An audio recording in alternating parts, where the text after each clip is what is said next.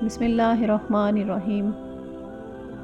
حضرت جابر بن عبداللہ رضی اللہ تعالی عنہ سے روایت ہے کہ رسول اللہ صلی اللہ علیہ وسلم ایک مرتبہ بازار سے گزرتے ہوئے کسی بلندی سے مدینہ منورہ میں داخل ہو رہے تھے اور صحابہ اکرام رضی اللہ تعالی عنہ آپ کے دونوں طرف تھے۔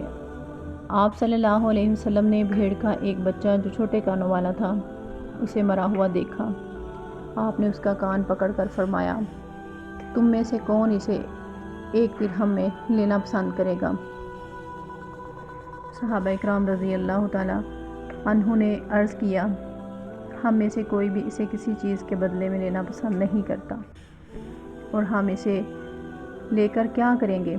آپ نے فرمایا، کیا تم چاہتے ہو کہ یہ تمہیں مل جائے؟ صحابہ اکرام رضی اللہ تعالی عنہ نے عرض کیا، اللہ کی قسم اگر یہ زندہ بھی ہوتا تو پھر بھی اس میں عیب تھا، کیونکہ اس کا کان چھوٹا ہے، حالانکہ اب تو یہ مردار ہے۔ آپ صلی اللہ علیہ وسلم نے فرمایا، اللہ کی قسم اللہ کے ہاں یہ دنیا اس سے بھی زیادہ ذلیل ہے، جس طرح تمہارے نزدیک یہ مردار ذلیل ہے۔